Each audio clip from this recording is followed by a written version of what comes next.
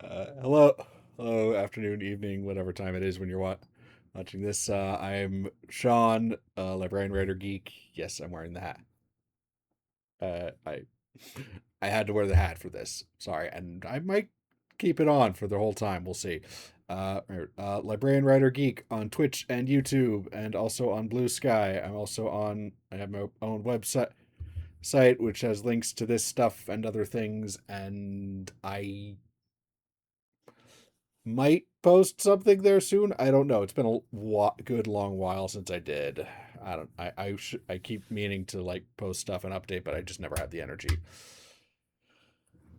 And that also kind of gets into what I'm planning to do tonight instead of uh you know so last week I didn't stream because I just didn't have the energy. Wasn't feeling up to it.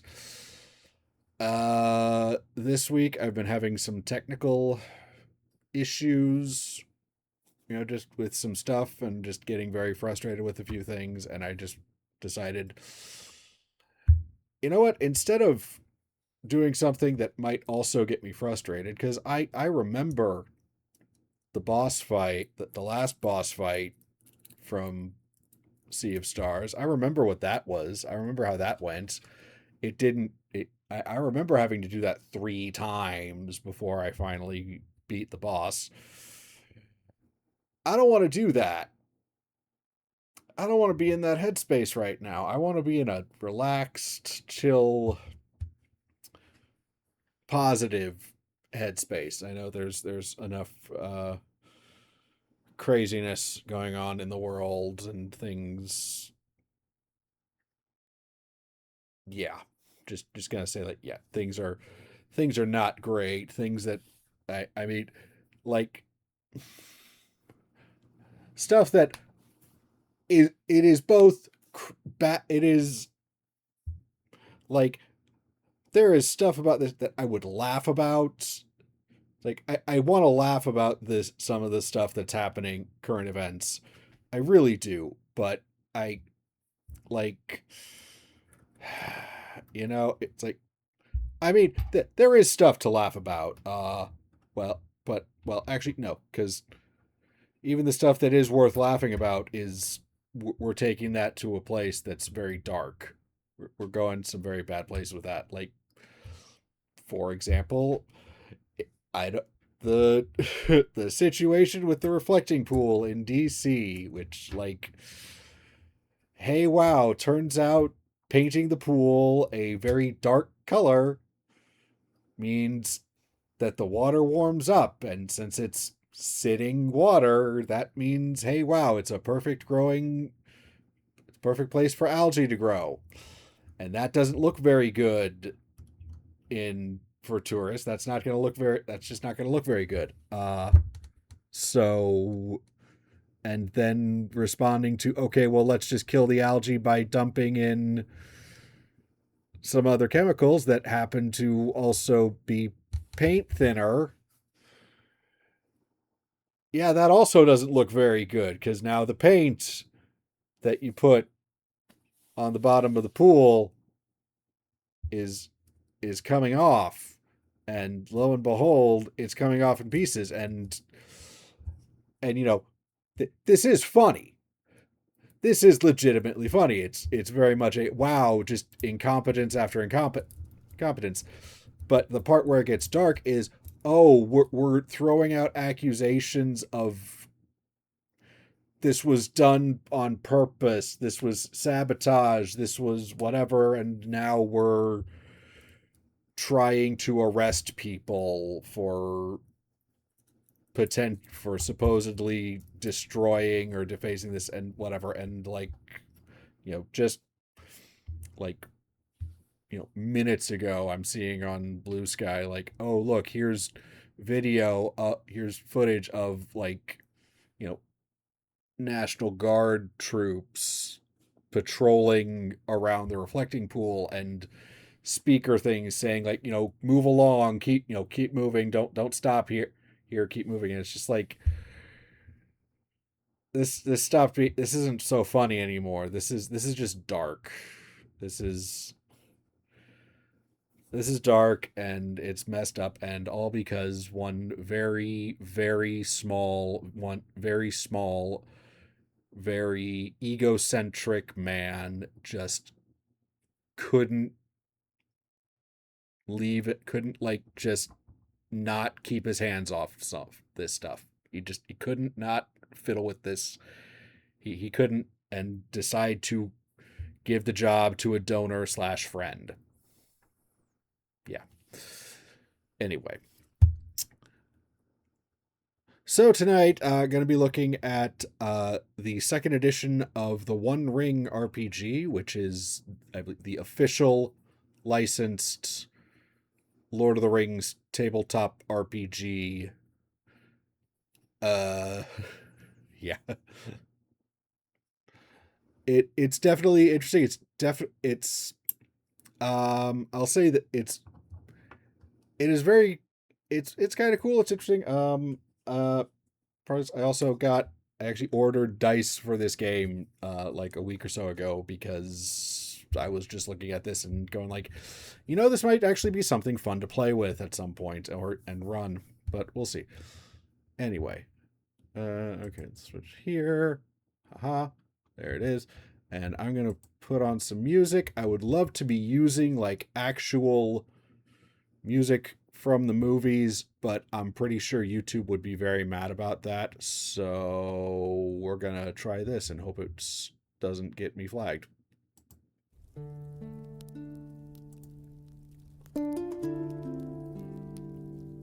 Okay, and am I...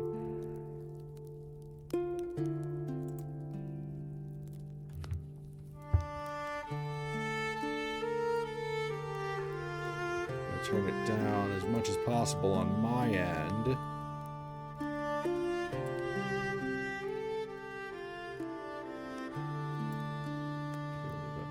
You know what? Let's try also... Oh, wow. That's maybe way louder than it needs to be. Okay.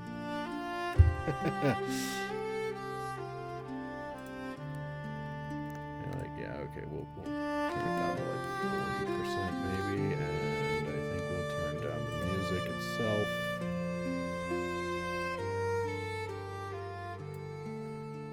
Maybe like to there? I don't know. I'm trying to make sure I'm not overpowered by the music, and anyway. Alright. So, yes. The One Ring, role-playing in the world of Lord of the Rings based on the works of J.R.R. Tolkien. As with pretty much every game from Free League, the art is... I love the art. It's so good. It does a lot of stuff. Actually, I might... Yeah, I think I might switch to... Yeah.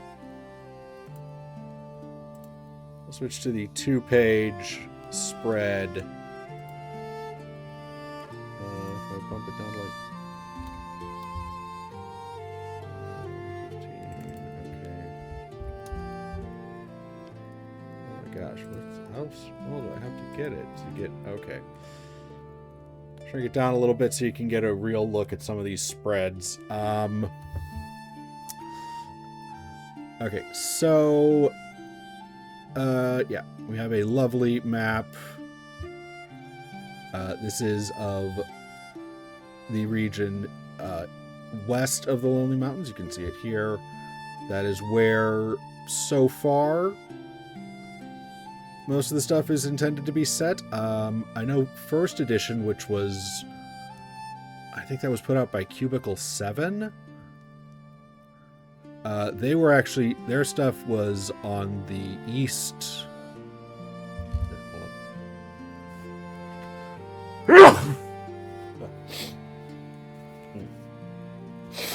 Excuse me. They set their stuff to the east of the Misty Mountains. So it was a lot of, it's Mirkwood, the Lonely Mount, Erebor, that area, Lake Town, all that stuff.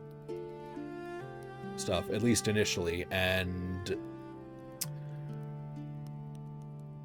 it very much adventuring in the same area as all the stuff that was set in The Hobbit. And apparently, and Free League decided, in addition to advancing the timeline up a bit, they decided to set things on this side of the Misty Mountain, so it's a lot more, or like, okay, we might like seeing probably because I would think because as much as this part of Middle Earth doesn't get a lot of attention in the books, at least not outside, like, okay, well, we're in the Shire and then we leave the Shire and we visit Bree and we see Weathertop. There's a lot of stuff there, but there's a lot of history that happened in Eriador, like in Tolkien's Legendarium. I guess that's the term.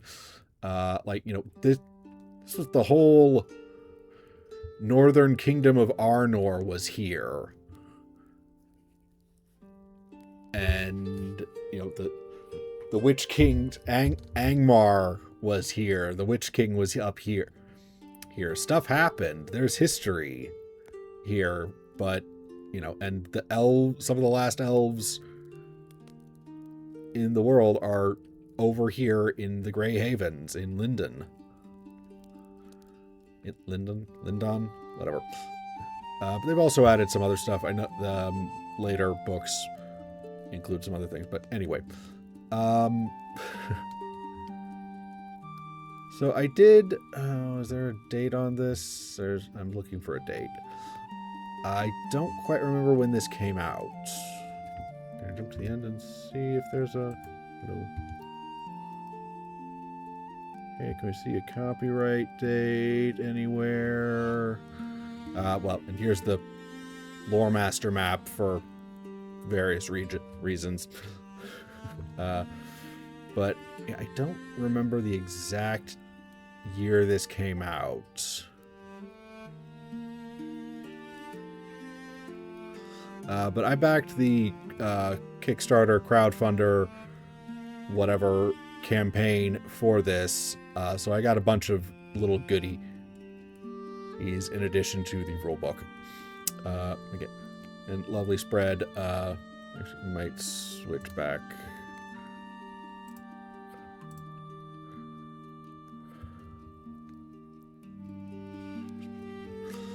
Obviously, various chapters are prologue, setting things up, just kind of giving a overview, the mechanics, building characters, explaining certain things, explaining more mechanics, game stuff, playing the game and what to do during that time. And then we have the stuff for the Lore Master, who is basically the person who runs the game instead of GM or Dungeon Master, whatever. They have a bunch of rule stuff for the Lore Master to know. Actually, let's see, how decent size would this be? Let's see, 142. 142. All right, so like 15 odd pages of stat blocks plus some other things, little chunk explaining stuff about what different locations, because some of these places are detailed in the books, but many of them are not. And some important NPCs that, for reasons, more advice on how to run the game. And we have a little scenario, sort of starter scenario, kind of, and rules for making particularly interesting enemies in the game. And yeah, you get the idea. Oh, and we got another lovely spread. And I love this art because it is evoking Lord of the Rings and that whole world, Middle Earth and all of that, it's evoking that without necessarily just being a depiction of stuff from the books. Like, okay, we have, like, all right, 3 hobbits traveling somewhere, and that's kind of cool. Cool and fun. Yep. Start with, let's see.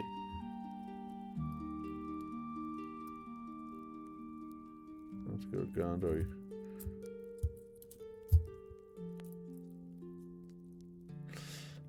Yeah, obviously opening with a letter from Gandalf. I'm not entirely sure who this is supposed to be to, but possibly might be to Aragorn, actually.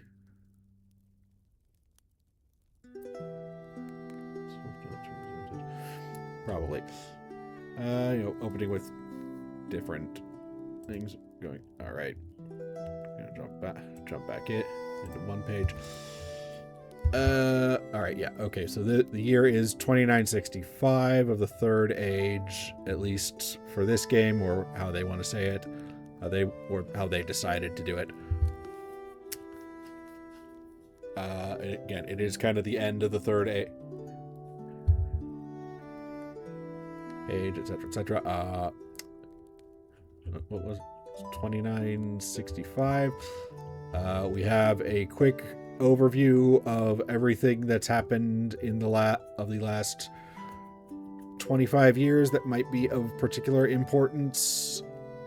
Like, okay, Bilbo and the events of The Hobbit occur. The events of The Hobbit occur. Bilbo comes home. Gandalf and Bilbo go talk to Bilbo some more. Apparently something's going on. 2951, just 10 years after the events of The Hobbit, Sauron is back in Mordor and has openly declared himself. The White Council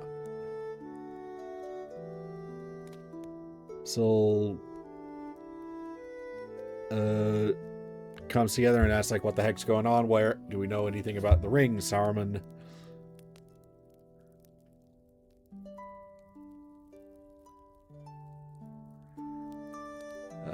Saruman says, no, the One Ring is probably disappeared out into the sea a long time ago.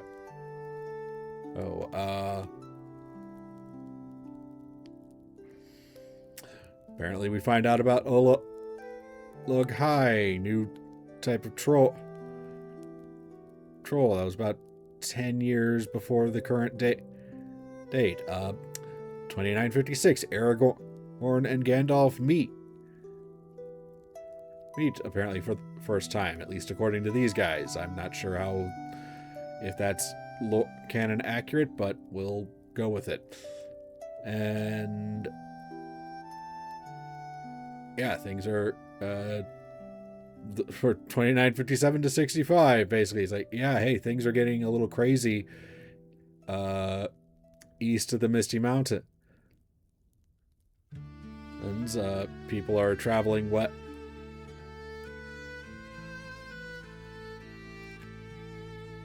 west, and stuff's happening. Change of pace. We have a lovely little have a nice pencil, I guess, drawing of Gandalf, presumably at Bag End, though I feel like if this is Bag End, either hobbits are a bit taller than I always picture them, or Gandalf is maybe a little shorter than I expect. Anyway. Yeah, I have stuff for player here. Rose Lore Master. General structure of the game, it basically breaks down into 2 general phases. You have the adventuring phase, which is where, you have the scene by scene, and that's where all the really big, exciting stuff happens. And then you have the fellowship phase, which is kind of what happens between adventures, because, you know, this is not Dungeons and Dragons. This is not, you're not in the Forgotten Realms or Greyhawk or wherever. Going on adventures is not a thing people do all the time. It is, you know, you take a lot, there's a lot of breaks. You go off, you do this one thing, and then you probably take a couple weeks, possibly months, to rest up afterward, because, like, yeah, you got a life to live and other things to do, and you maybe need to take some time to cope with the things you did and or saw. And lovely more pencil art of, I'm assuming this is a ring wraith and some orcs. Although it could just be some evil evil man character. Okay. And again, this is the three trolls, literally from The Hobbit, but instead of... This isn't the Nascent Fellowship. This is just three other people, because, of course, some people might just randomly stop by and rest in the shadow of these trolls. Yeah, sure, why not? Okay. Obviously, hey, wow. You know, when resolving, you know, action resolution. How do the basic mechanics of this game? Okay. Hey, so, yeah, again, I do have my own dice, but they do include some advice for using your own if necessary. Mostly, you're going to need, if you choose to play this at home, which is good, which is good and fine. You don't necessarily need these dice. So, but I do want to take a brief moment to talk about the dice. So you're going to need 1 to 2, probably like 2 D12s. Ooh,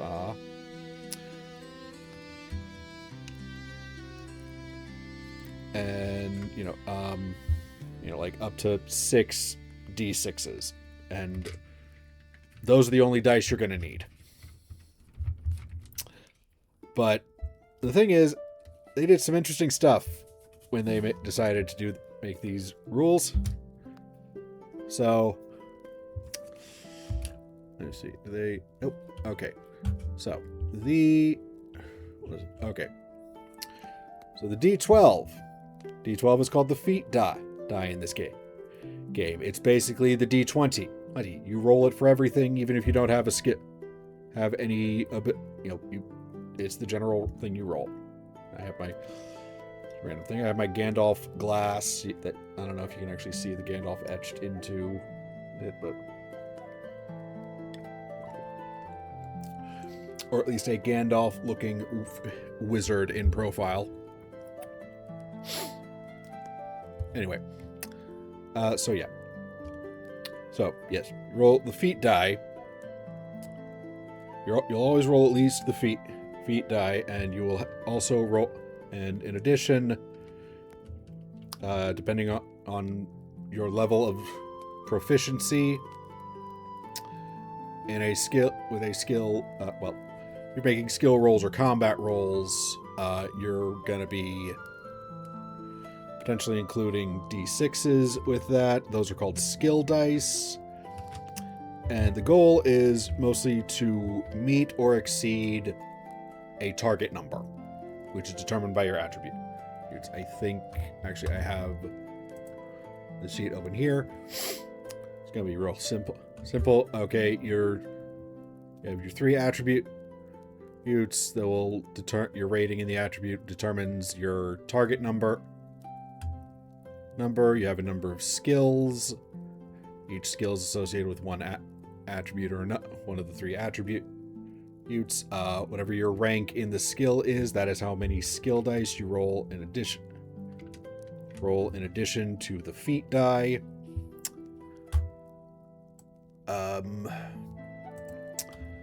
But here's the thing I want to talk about with the feat die. So, okay. Well, actually, alright. Things they made different. I think or at least they're different on the official dice sets. The D6s, the skill dice, as you can see, the 6 has the little kind of T rune, supposedly elvish letter. That indicates an extra level of success if you do succeed on the roll. But D12 for the feat die, they've actually replaced 2 of the faces. They replaced one face with the Gandalf rune. That's the kind of weird tree, this little weird sort of tree-looking thing. And the other face they've replaced with the Eye of Sauron. Now, you'd expect, you'd think that, like, okay, well, we're replacing 2 faces. Okay, the Gandalf rune is the auto success roll, so obviously that's going to replace the 12. Okay, so logically, all right, well, the Eye of Sauron, that's the worst thing you could roll, right? So that'll replace the 1, right? Well, except no, because the 1 is still there. No, the Eye of Sauron replaces the 11. So the die reads 1 through 10, and then Eye of Sauron, Gandalf rune. Except, and that's fine. If you need to just use a D12, that's fine. Except for these dice, and I only have the Free League set. I don't have an older set. These ones, okay. So I'm assuming. Let's assume, yeah. Actually, do I have a D12? Let me fish around. No, what am I doing? Why am I fishing around? I can just pull out a D12 right here. Uh-huh. Okay.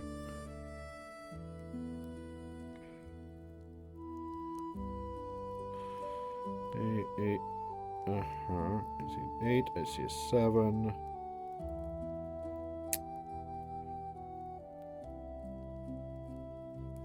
Okay, I don't know if this is standard arrangement for a D12 or not, but anyway. So, but,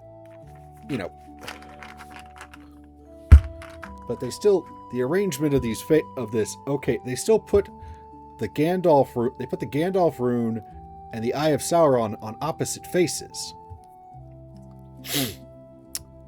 Except because they did that, it kind of throws off it kind of messes with the symmetry, because okay, well, got the 10 there and the 3 there. Okay, that makes sense. They're on opposite sides. The thing where, right, the opposite sides of the die, opposite faces, they add up to total, 1 more than the number of sides of the die. So, okay, in a normal D12, it's like, okay, yeah, 12 and 1 on opposite sides, and 11 and 2, and 10 and 3, and so on and so forth. And for most of them, that's true. Like, okay, we got 9, and we got 4, we got 6, and we got 7, we got 5, we got 8, and we got 3 and 10. But then 1 and 2 are on opposite faces, and that just, I saw that when I got these and was like,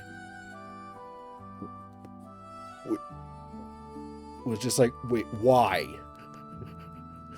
I'm confused. Why would you do that? I guess the argument is we don't want the Eye of the Sauron and Gandalf faces to be right next to each other, because then, you know, it might easily slip and move over, but whatever.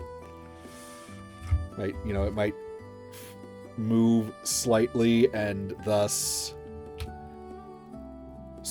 change a critical success or an auto success to a potential auto fail, but it just feels so weird. It's so weird, and I'm sorry I've spent like several minutes talking about this, but you know, that's the dice. So anyway, yeah.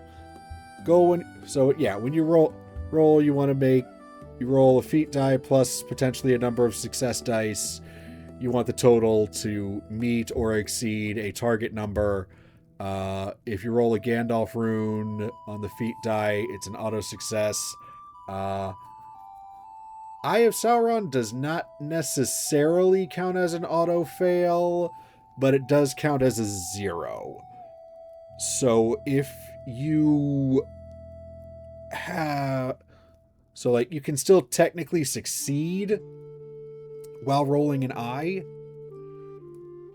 but you can only do it with... You have to do it with... It relies on the skill dice to do it. So, yeah.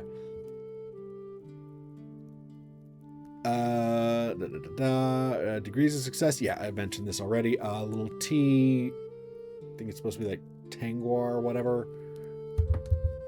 Indicates an extra degree of success. If you succeed on the roll and you rolled 1 6, that's like a great success, and you can do special things with that, like cancel out someone else's failure or gain an extra degree of success if you need multiple successes, or, you know, whatever.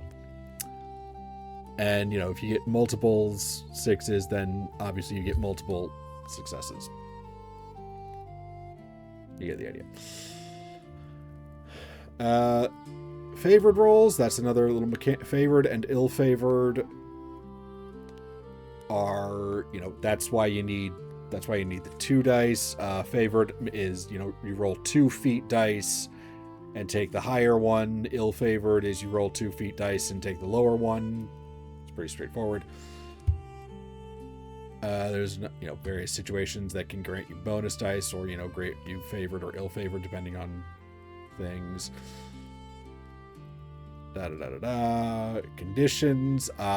This will come up more later, but, like, you know, okay, if your character becomes miserable, then anytime you roll an eye on the feat die, it's an auto fail. So that is when it becomes a failure. If you are weary, that means anytime you roll a 1, 2, or a 3 on a skill die, that counts as a 0 instead, which is why the 1, 2, and 3, actually you can kind of see it, hopefully, there. The 1, 2, and 3 on the skill dice are not filled in. They're just kind of they're outlines of the numbers as opposed to full text. And, you know, wounded is, you know, it's combat stuff. And again, nice little pencil drawing.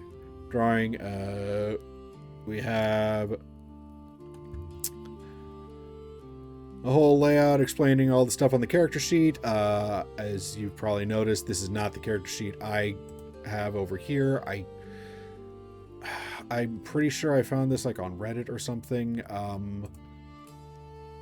You can download character sheets from Free League Publishing for free. Then that little laugh. Download them from there. It does rather wisely put the combat proficiency stuff under the strength bar, because when you roll combat stuff, you're rolling against your strength target number. This other sheet does not have that, but, you know, that's, you know, hopefully you'll know that or pick that up fairly quickly.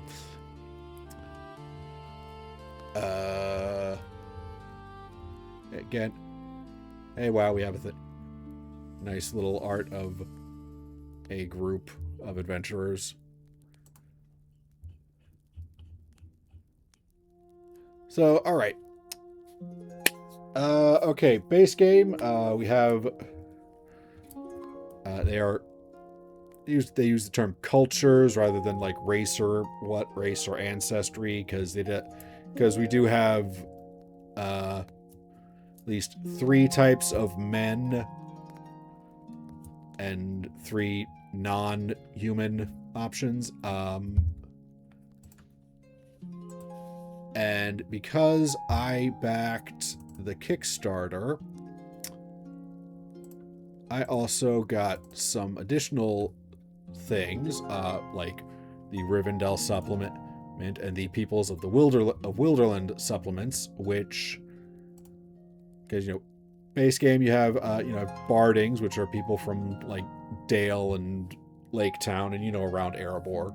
Dwarves of Durin's Folk, which are dwarves from Erebor and the Lonely Mountain.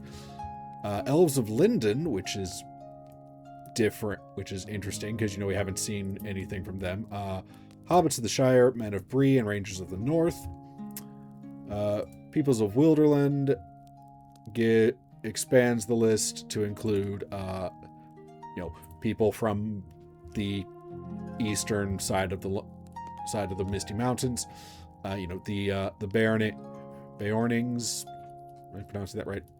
The Beornings, the Elves of Mirkwood, and the Woodmen of Wilderland, who who were not mentioned in The Hobbit, but they were kind of important in first edition. Like, there was a whole campaign in first edition, The One Ring, about, events happening in and around Mirkwood. And it involved a lot of spending time with the players engaging in doing stuff with Radagast. And, Radagast, at least in this game, lives with the woodmen. Lives among the woodmen rather than kind of in a tree fort. Anywho. And the Rivendell supplement, as I'm sure you can guess.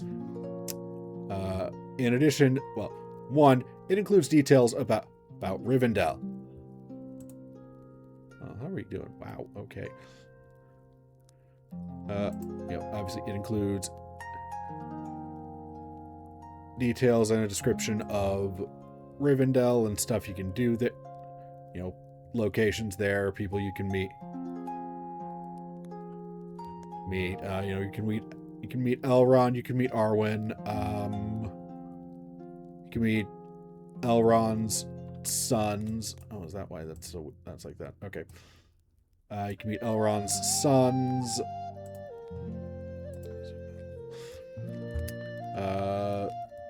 Eristor, I don't know the Glorfindel or so. Huh. I do not remember this character, but okay. You can meet Glorfindel, who is incredibly important in the lore, but, incredibly exciting and interesting in the lore, but not much of a big importance not terribly, doesn't get a lot of attention in the main book, in the Lord of the Rings books. I actually wrote up a blog post, I think, about Glorfindel, I think, not a while back, so on my website. But anyway, it includes the books also includes the culture of the High Elves of Rivendell, so you could potentially play a Rivendell elf using this supplement. Anyway. So yeah, alright, so we have the different heroic cultures, that all determines a number of things about your character. Helps sort of determine things about your character, like your base attribute. or at least the array of base attributes that you can choose, which in turn determines target numbers and other things derived from that information. It determines skill. Your culture determines skill and character's skill and combat proficiency or at least your base skill proficiencies and base combat proficiencies. I believe again, really nice pencil artwork. Love it. Love this. We'll get an example. Okay, so like the bardings,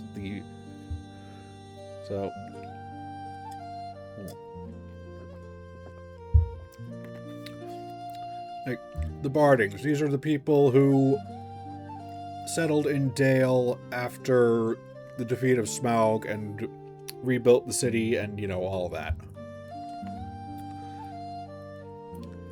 Every culture gives you, you have a cultural blessing, which in this case, for the bardings, means that when you make a valor roll to resist, the effects of darkness and whatnot.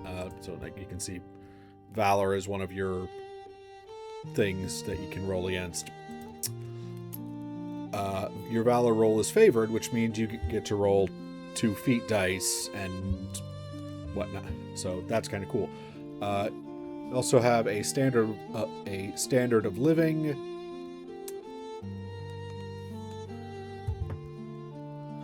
which sort of establishes like it kind of determines things like what kind of equipment you can potentially get, how much stuff you can additional stuff you can start with, stuff like that.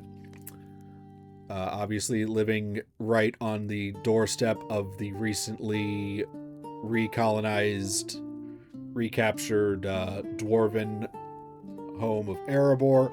Obviously, the land, the bardings, our standard of living is prosperous. Again, different attributes you can roll on roll a d6 to determine which set you go with. I think all of them. I did check this briefly. I think regardless of which culture you pick, the array, it always totals out to 14. Derived stats, again, the bonuses always total out to 40, but the numbers kind of shift around. And skills, so like bardings start with this array of skills and get to pick either Enhearten or Athletics as a favored skill. You have some art depicting what bardings tend to look like, as if this is some like 19th century travel guide or whatever. Get a choice of having 2 ranks in either bows or swords, and getting 1 rank in another combat proficiency of our choice. Get a list of distinctive features, of which pick 2. All the distinctive features tend to be if not entirely positive, at least not like super negative. And list of example names that, in case you need some. Dwarves again. Dwarves of Erebor. Their cultural blessing is that the load, they ignore like half the weight of any armor. Again, attributes. Again, you can feel free to pause and look at this if you're watching this on YouTube or wherever. But yeah, again, it totals out to 14, even though they kind of tend to shift, whatever. Again, also living is prosperous, but because dwarves are short, they can't really use great bow. They can't use great bows, great spears, or great shields. That kind of stinks, but whatever. Artisan dwarves. I think we are officially going with the idea that yes, dwarven women also grow beards, or at the very least grow these very extensive sideburns. Weapon proficiencies, axes or swords, etc., etc. Elves of Linden. Interesting kind of thing with elves, and I think this is with all elves. They all have this thing where, like, removing shadow points, which is a whole thing. You accumulate shadow points as you do stuff and encounter things and whatnot. It's generally harder for elves to get rid of that stuff. Like, let's see. When it's time to remove accumulated shadow during fellowship phase, you can only remove a max of 1 point. So, not great. I think, like, other people can either remove more or potentially all. It depends. It might depend on some things. Bows, spears, which I was kind of a little surprised by, though I think spears deserve more love in fantasy in general, but especially in this game. We have hobbits, bows, and swords, distinctive features, etc., etc. Men of Bree.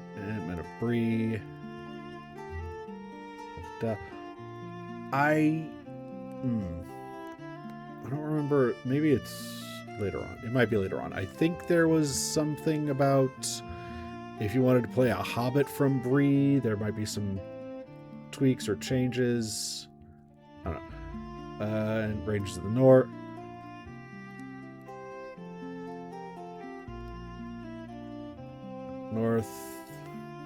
Blah blah blah, etc., etc. Okay, callings. So the One Ring doesn't exactly have classes.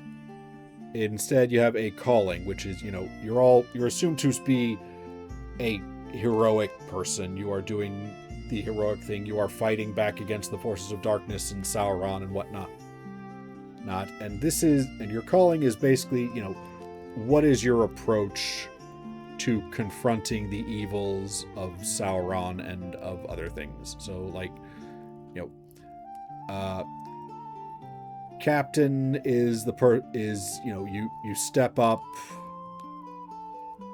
and provide leadership. You are the person people look to make decisions and all that stuff. But additionally, every calling also has a shadow path, which is sort of like the dark side of, how, it's how a person of this calling might be tempted and fall to darkness. So for captain, it's, yes, you are a leader, but you are the kind of person that people turn to make decisions in times of trouble. Like Aragorn would probably be considered a captain if we were to write him up. But the shadow path there is the lure of power, which is hey, wow, you've been, you have been given a position of power and authority. So, well, hey, maybe you should, maybe whatever you think is right, and maybe you get to just sort of make that decision. Maybe you should, let me see. Individuals given position of authority, either rank, lineage, or stature, they may end up mistaking their own aggrandizement for the greater good of the people they should be guiding or keeping safe. Power is the quintessential temptation and provides the shadow with an easy way to win the hearts of those who desire it. Yeah, it's that. Champions, I believe, are the ones who take the fight to the enemy and fight the enemy, meet them head on whatnot, and maybe know a little bit about how to properly fight them.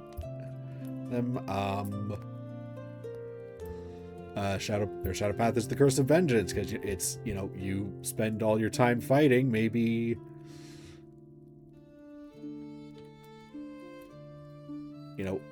when you spend all your time fighting, might start thinking like, hey, wow, violence sort of just becomes your go-to solution for a lot of things, maybe. Messengers. You definitely get the sense in the books and watching the movies, but yeah, Middle-earth is a big place, and getting word from one location to another takes time. People have to travel around and so messengers are the ones who decide, okay, well, we're going to travel off to warn people or tell people about this, that, and the other thing. But the downside of that, wandering madness. Okay, well, maybe you start feeling like, well, maybe you don't have a home anymore. It's all, you're constantly traveling, and you don't have a place to settle down. So, yeah. Scholars, obviously, smart people, the wise, etc., providing useful skills and information, etc., etc. But there is that temptation to learn certain things that maybe could help you, but maybe need to be kept. Learning things that maybe could be useful to you in some way down the line, but maybe knowledge can be put to malicious use. Learned individuals can look down on others as ignorant fools. Secrets are dangerous. The very desire of uncovering them may corrupt the heart. Yeah. And take a look. Treasure hunter, because we don't call them thieves. And rogue comes later. Rogues come later. So it's professional treasure hunters. The shadow path is dragon sickness. It's, hey, wow, you're going out and finding treasure, and well, maybe you're tempted. Maybe that leads to being greedy. And wardens, these are the protectors. I guess this is kind of what the quintessential ranger, I guess, Aragorn sort of before taking on the role of leadership is, the quintessential rangers of the Dunedain Rangers are, defend the common people from the threats, even if the people don't know about it. Someone has to step up and defend people, and give up the comfortable life.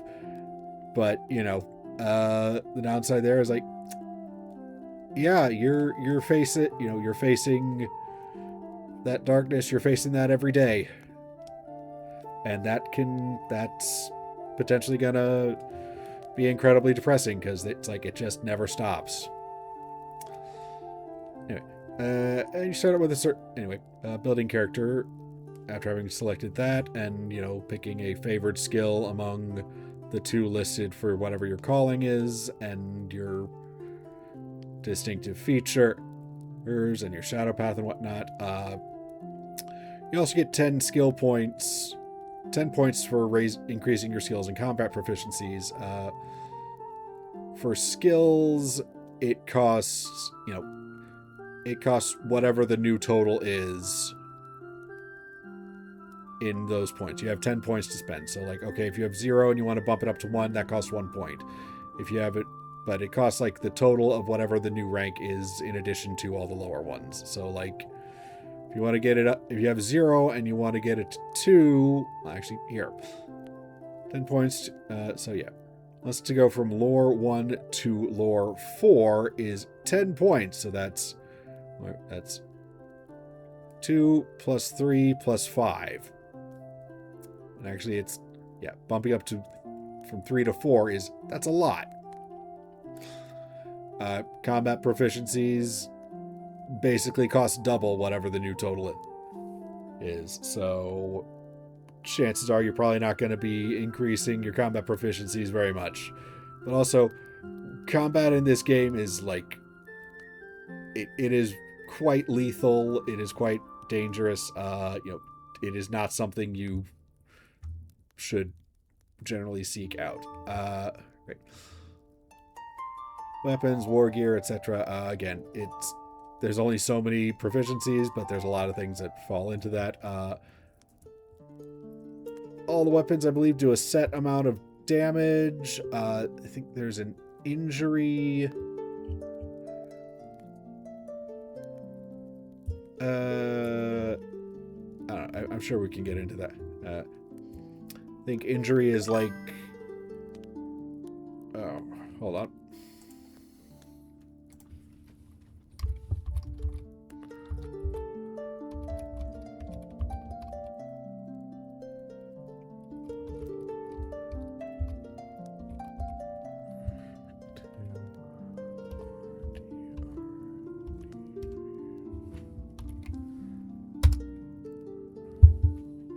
Begone, foolish bots. I cast you back into the shadow. Anyway.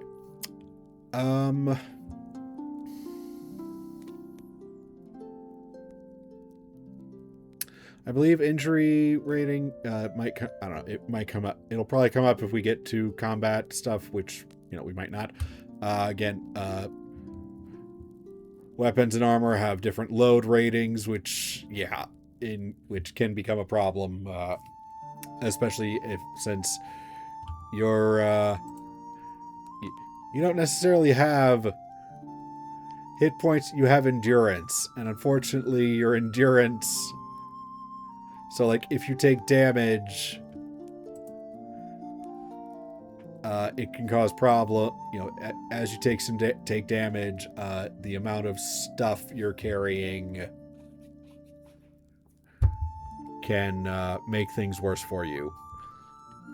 Again, as you see, let me see. Certain sets of armor require. Excuse me. Certain sets of armor require a minimum standard of living, like male shirts and coat of mail. Same with you having a shield and great shield. I believe character is supposed to start with. Yeah, I believe starting heroes choose one weapon for each combat proficiency with which they have a rating, and their favored selection of armor, helms, or shields, obviously based on limits of their standard of living. So, if your standard of living is frugal, you're not going to be able to have that nice male shirt. You're kind of restricted to basic leather. As also, traveling gear. You are kind of just assumed to have a general whatever gear you would probably need. You're assumed to just sort of have it.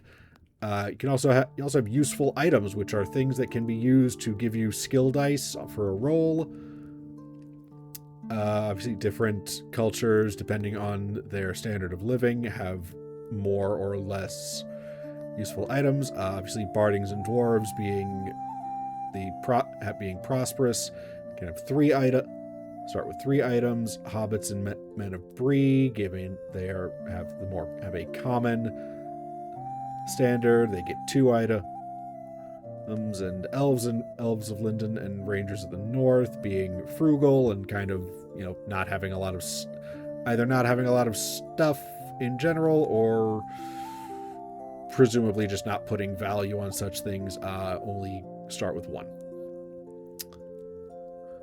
We have a list of various useful items and what skill that might be used for, like a windproof lantern could help with a scan roll. Liquor to infuse strength could help with enhearten on an enhearten roll.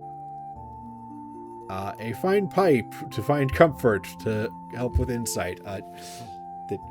This is, after all, set in Middle Earth and Lord of the Rings and all that, so, you know, obviously smoking pipes and stuff is expected.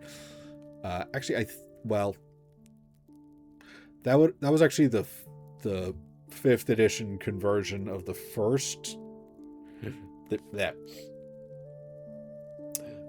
The Cubicle 7 first edition, the Cubicle 7 also put out a 5e sort of conversion, and one of the things they included in there as a mechanic was, like, you know, you can sit down and spend some time smoking, and that'll help you, give you a bonus to a roll or something, to like an insight roll or something like that, you know, or insight, or I think it was like riddle or lore or something like that. Anyway, and of course, you know, you can potentially start with a horse or a pony. Obviously, poor and frugal people, you can't afford to buy a horse. You can't afford that. But, you know,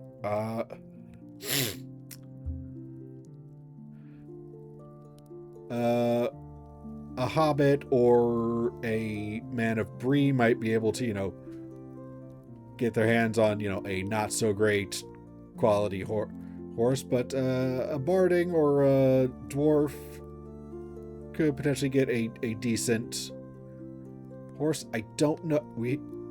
So far, I don't believe there's been any rich or very rich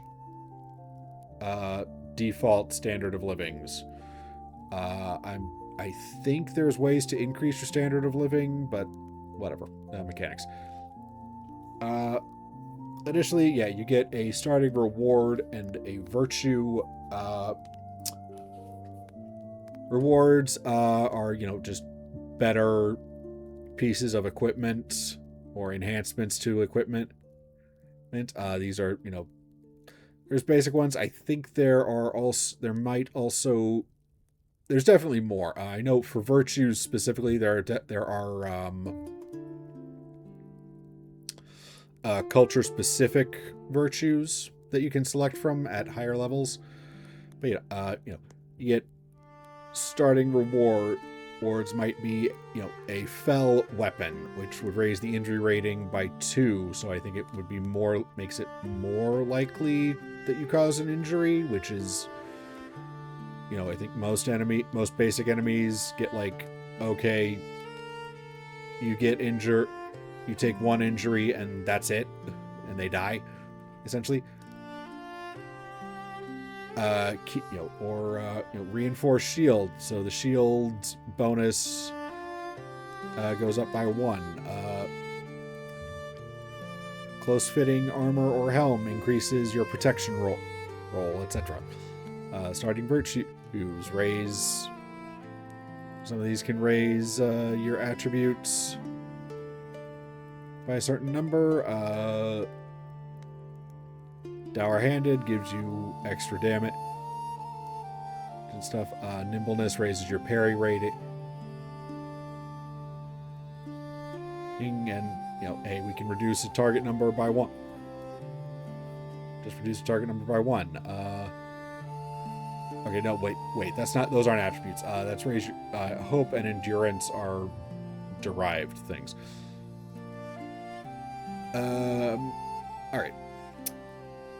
So the other thing, there's kind of an assumption here that, you know, you're not just a group of random people. You have been gathered together for a reason. Which is to say, so you are a company of adventurers, and you have a patron. You can pick a safe haven, potentially choose a safe haven. You have a fellowship rating, which is a resource, gives you fellowship points, which you can then use. Is a resource you can use, and potentially fellowship focus, which is like, you know, you pick one member of the party, of the company, to be like your special best friend, which is like you know, Sam and Frodo, like, where Frodo would be Sam's fellowship focus. I think Merry and Pippin probably would also qualify. You know, we have a couple different examples of starting patrons. We have Balin, son of Fundin, and the dwarf. We have Bilbo could be a patron. Círdan the shipwright in Lindon. Gandalf, Gilraen, who I believe is Aragorn's mom, and crazy as it might seem, Tom Bombadil and Lady Goldberry. Yeah. Because why not?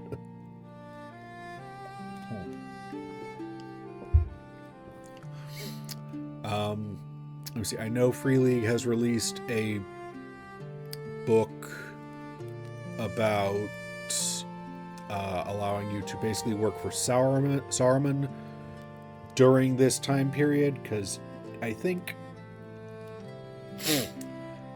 at this point I don't believe he has fallen to the shadow, because it's been like, what, 20 years? Sorry, I need to double check this again. Need to double check the timeline. 2965. Okay. 2965. Okay, it's only been like 25 years since the events of The Hobbit. Lord of the Rings happens about 60 years later, because Bilbo was 50 at this point, and he's 111 when Fellowship begins. And then there's like another 17-year time gap between then and so like 60. So there's like an almost 80-year time gap between the events of The Hobbit and most of Lord of the Rings. Sorry, okay. Sorry, I'm having to do that math in my head because I know for a fact, like, right, Frodo decides, no, I want to wait until I'm 50 to do this, because Bilbo went on his adventure when he was 50, and it's like, dude, what the heck?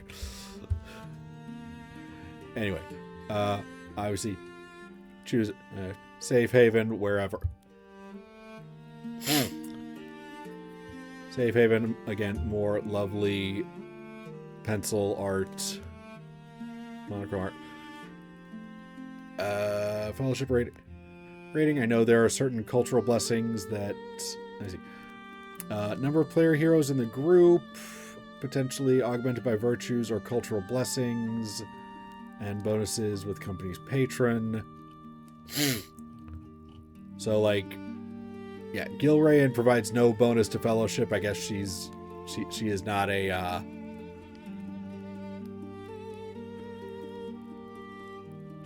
I guess she can't provide any kind of comforts or assistance or necessarily a safe place to do stuff. But yeah.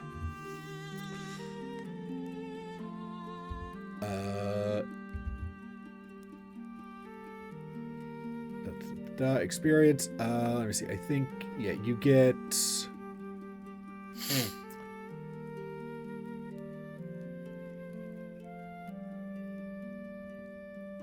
experience points for every session, I believe. Players earn points at the end of each session, the end of each adventuring phase, then they spend them during Fellowship phase. So yeah, you earn experience, but you can't spend it until after you finish the adventure. So, like, you have to get home, and then you can process all the stuff that's happened to you. Interestingly enough, so since they do kind of keep track of, like, you know, time, since stuff takes a good deal of time, there is the issue of like, okay, if your character gets to a certain age, you can just decide, okay, I don't want, or okay, I'm kind of bored with this character, I'm gonna switch to a new one. You can designate an heir, which can be kind of interesting. There's a whole process for that. Anywho, again, our multi-cultured band. I'm going to assume this guy might be a ranger, just because it seems like that would be appropriate. Ranger, elf, hobbit, dwarf. We got quick examination of different skills. Because looking at the different skills, some of this stuff might seem pretty obvious. Like, okay, obviously athletics goes with strength. Makes sense. And Hearten makes sense with heart. Riddle and lore makes sense with wits. Okay, but other stuff like, okay, why are awareness and song under strength, and why is like travel and battle under heart, and why is stealth under wits? Well, they do explain that. Strength is basically, anything that has to do with physical stuff. Physical aptitude, like, how good is your singing voice? How, hunting is potentially it is physical. These are physical skills. Heart is, spirit and that kind of thing. That's where like travel and healing and courtesy and battle, because battle is potentially more about this being Lord of the Rings and whatnot. Battle is as much an issue of morale as it is anything else. And wits is mental aptitude and stuff. They also have like another different ways to look at it, being like, okay, we have the personality skill group. So like the strength personality skill is awe, the heart personality skill is enhearten, the wits is persuade.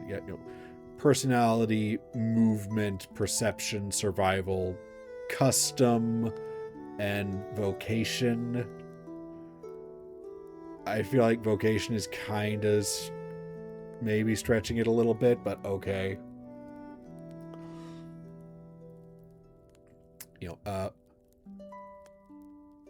But yeah, the idea. Yeah, and we have a whole list of, okay, what exactly is this skill and what exactly does it do?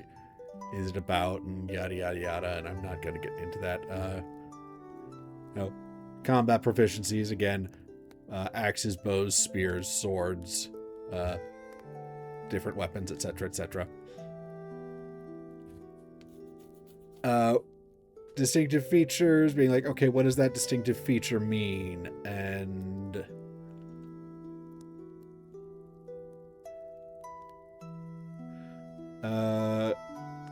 players can invoke a distinctive feature to gain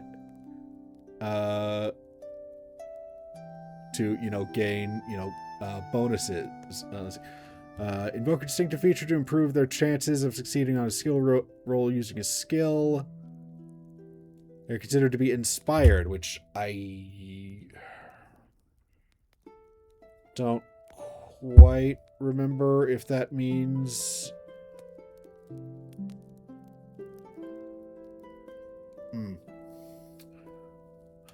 Alright, let's see. Example, even in Falco the Hobbit invites companions to dance the Springle Ring, or rather vigorous dance, while he sings songs from the West Farthing. He is a merry fellow, chooses to make his song roll inspired. If he spends a point of hope, he gains 2 dice instead of 1 die. die. So yeah, hope is yeah.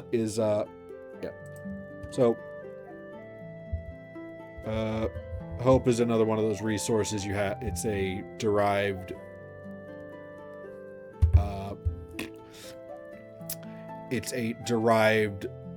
attribute, skill, whatever, what have you.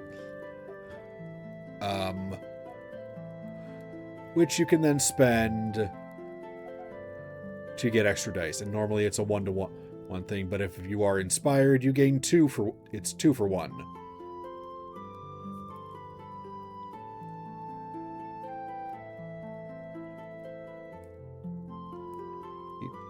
I think he's doing pretty well in the competition. Right. Endurance and hope. Hope again. And yeah, more of the lovely art, just like, yeah, I imagine this is definitely the kind of thing you might see around anywhere in Arnor, because this was a area door, because this was the kingdom of Arnor. Anyway. And we got standards of living, more going into that, going a little more into war gear and describing it, etc.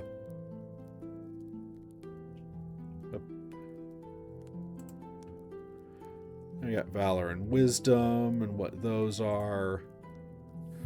I believe when you increase your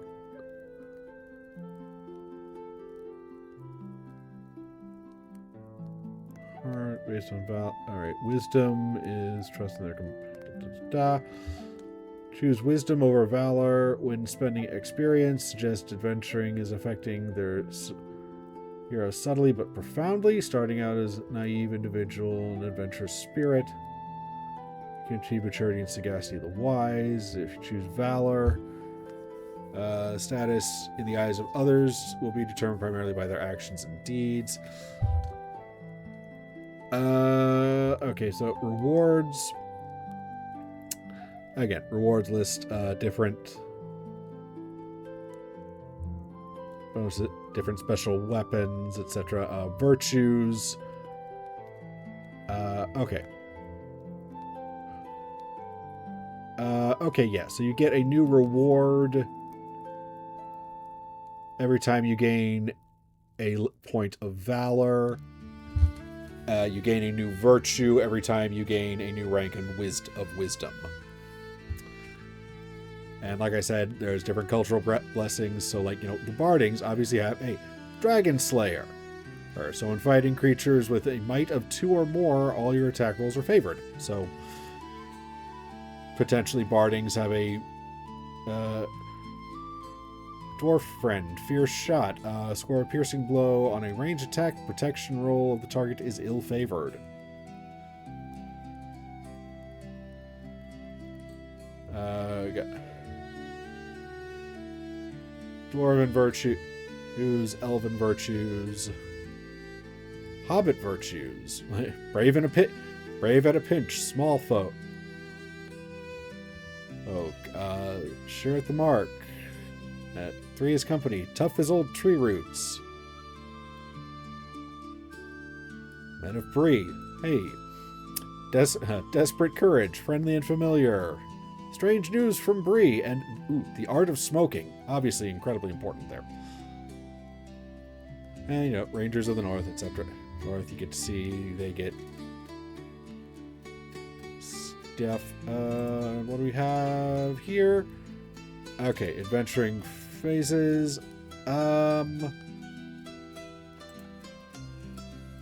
Alright, I think that is where we're gonna call it.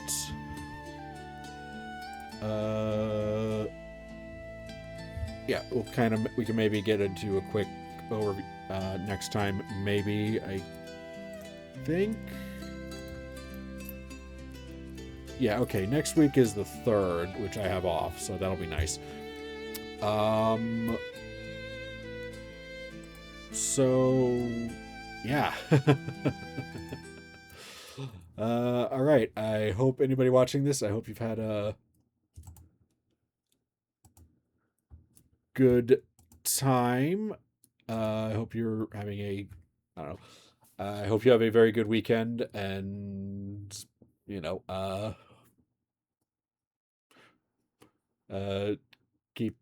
keep family close, etc., etc. Be good, and so on and so forth. I'll be back probably next week. Try to finish this up. Maybe get through.